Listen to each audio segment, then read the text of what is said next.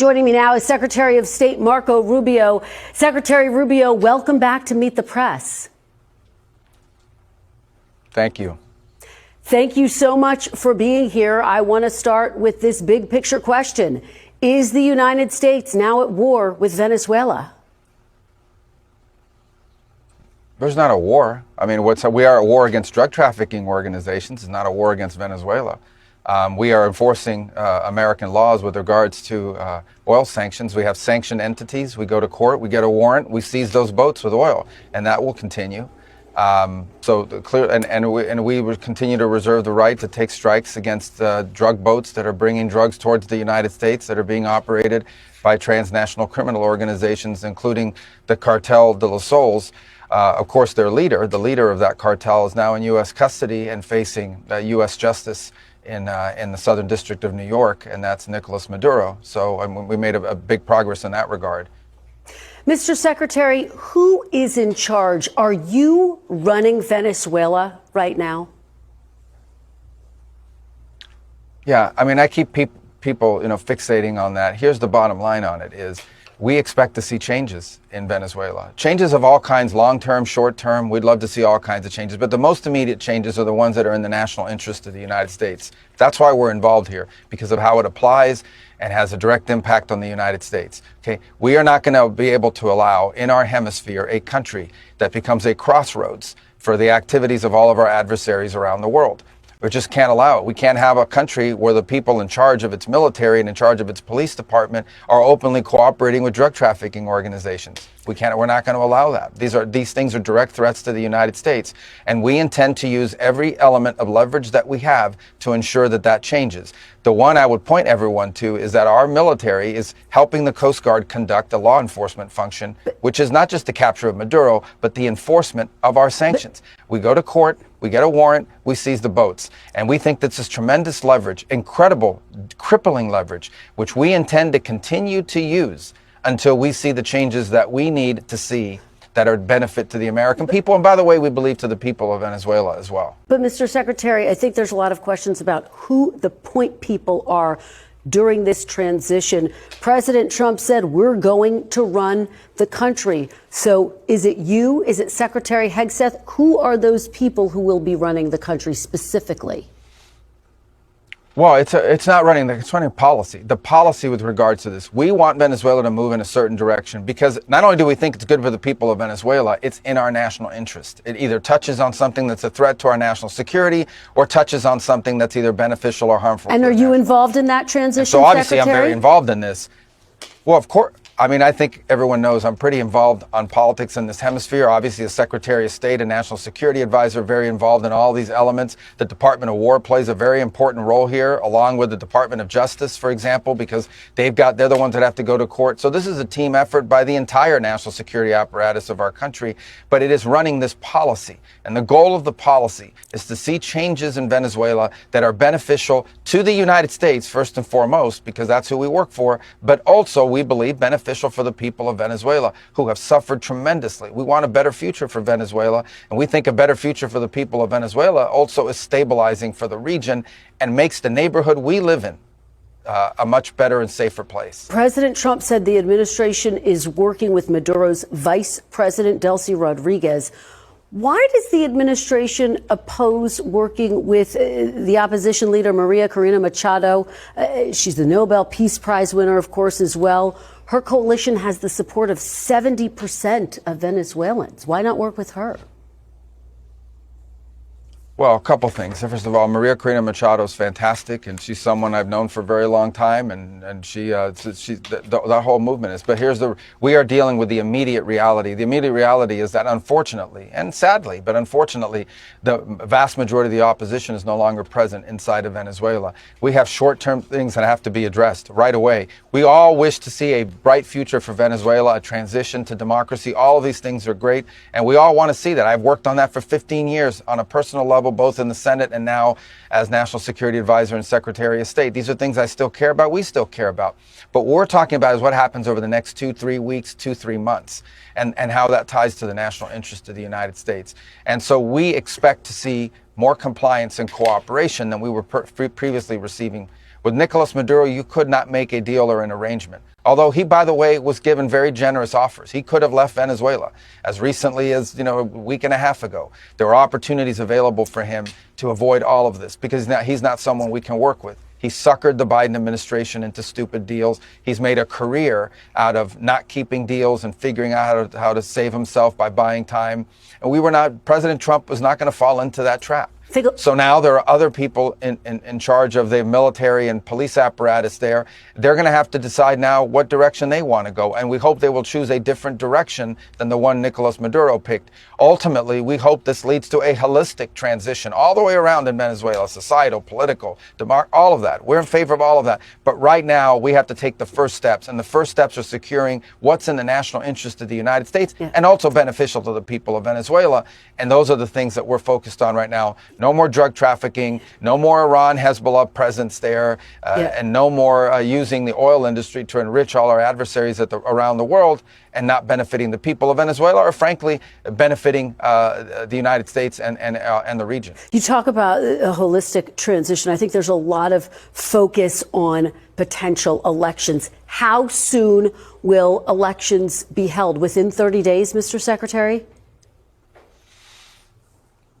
Elections? Well, look, this is a country that's been governed by this regime now for 14 or 15 years. The elections should have happened a long time ago. The elections did happen. They lost them and they didn't count the votes, or they refused to count the votes, and everyone knows it.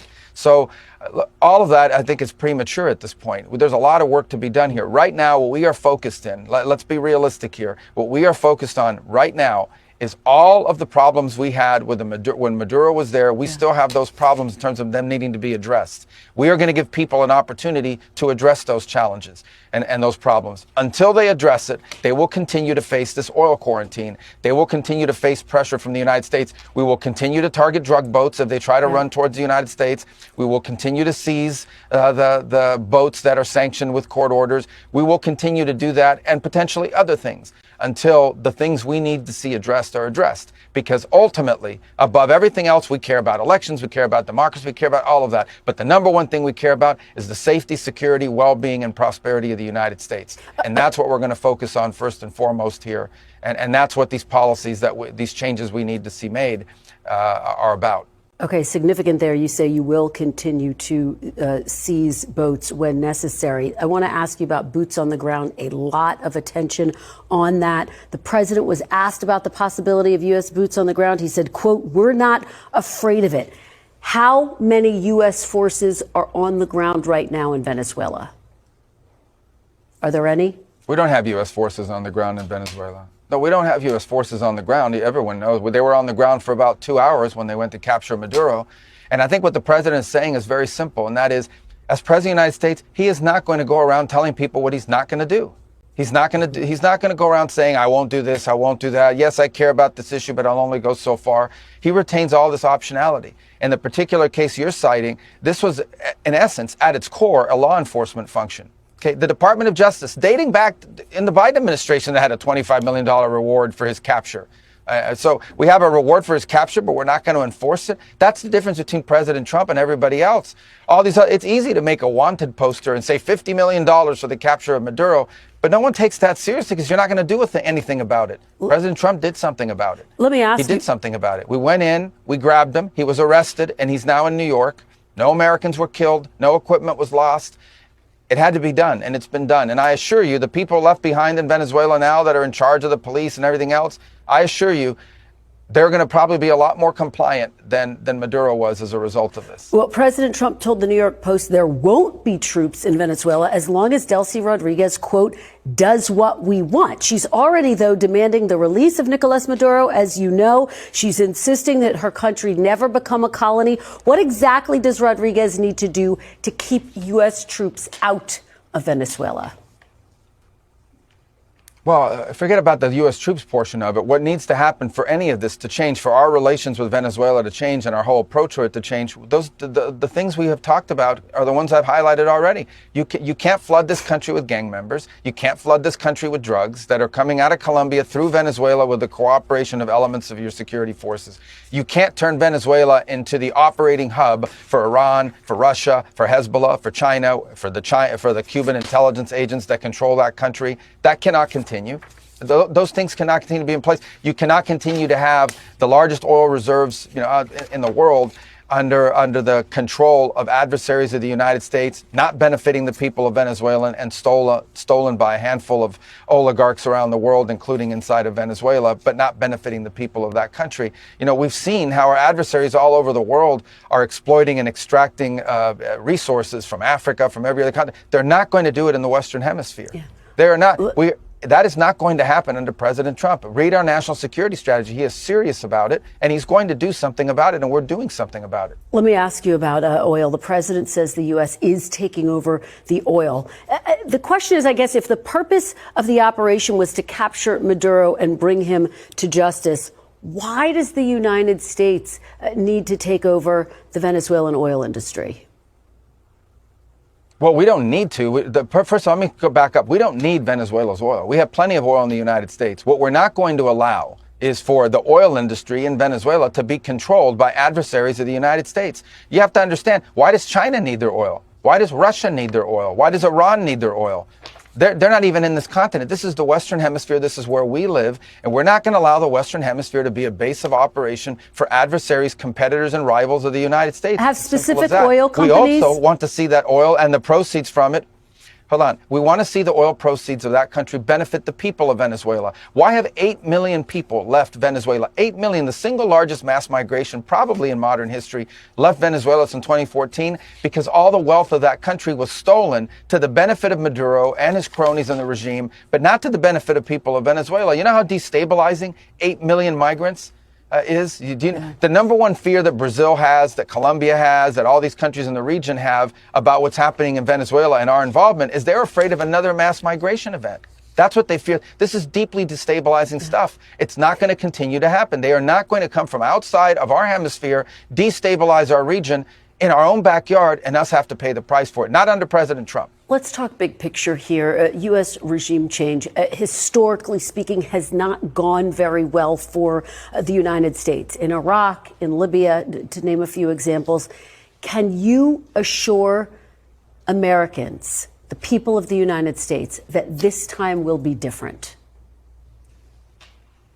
Well, here's what's happened. We've got this phobia built up and this sort of thing that's it's like, number one, most of the experts that people have on television, I watch these experts and it's clown hour. Okay, these are people that have focused their entire career on the Middle East or some other part of the world because that's where all the action was. Very few of them know anything about Venezuela or the Western Hemisphere. Venezuela looks nothing like Libya. It looks nothing like Iraq. It looks nothing like Afghanistan. It looks nothing like the Middle East other than the Iranian agents that are running through there plotting against America. Okay? These are Western countries with long traditions among their at a people-to-people and cultural level and ties to the United States. So there's nothing like that. So I think people need to stop ascribing the apples and oranges here, the apples of the Middle East to the oranges of the Western Hemisphere. But do you... Number two, this is about the national interest of the United States. And what I'm confident of is we are in a safer and better place because we're taking it seriously. The alternative would have been to leave Maduro there as an indicted drug trafficker, illegitimate president, running the country, open invitation for all of our adversaries to do whatever they want against the United States from Venezuela. That was not going to continue. The alternative would have been to allow a drug trafficker to continue to use national territory and elements of nation-state power to further drug trafficking organizations. Read the indictment. This guy used the levers of their security apparatus not to arrest drug traffickers, but to cooperate and facilitate the trafficking of drugs for the purpose of getting them into the United States. And that's going to stop. And yet, Mr. Secretary, a month ago, President Trump pardoned the former president of Honduras, who was just starting a 45-year sentence for trafficking more than 500 tons of cocaine. Does that not undercut the administration's stated goal, as you just said, to go after these narco-terrorists? Number one, the former president of Honduras. So this is not someone who was in power, had any influence with the politics of Honduras any longer. Number two, I don't do the pardon file. I'm not against it or for it. I just didn't review the file. So I can't speak to you about the dynamics that led the president to make the decision that he made. I think he talked about it yesterday at the press conference. He reviewed the file. He went through the arguments in it, and he felt that the former president of Honduras was treated very unfairly by the previous administration and made the decision that he made. But I think the answer, whether you agree with that decision or not, people can disagree. I mean, there's people out there who make a living out of disagreeing with anything President Trump does.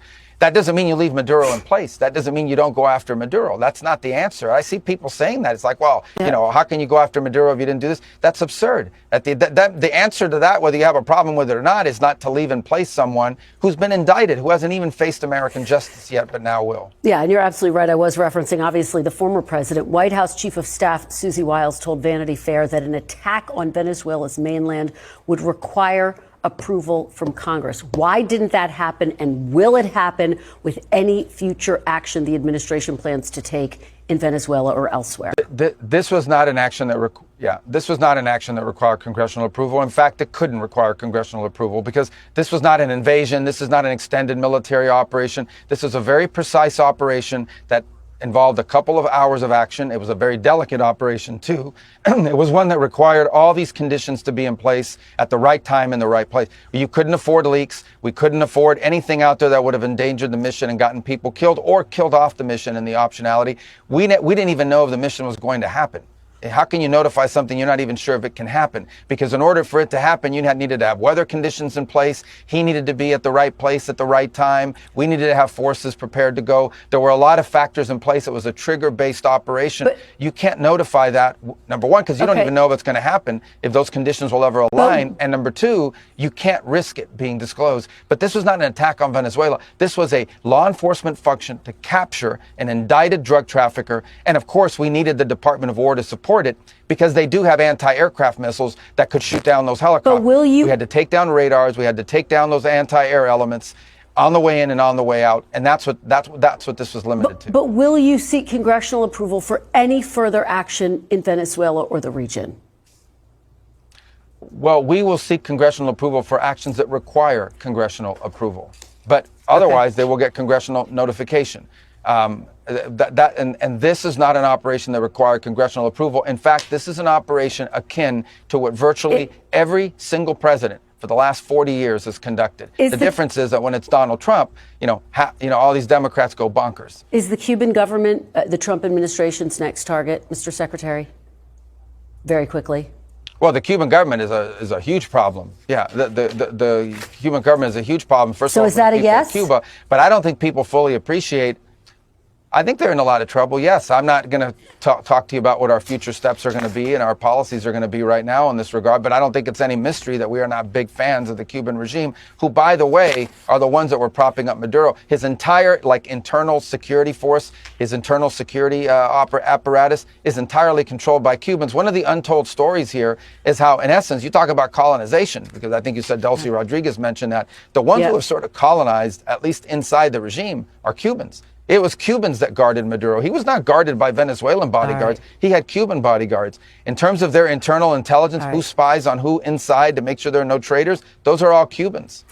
All right. Secretary of State Marco Rubio, thank you for joining us after an incredibly busy 48 hours. Because the flag still stands for freedom, and they can't take that away.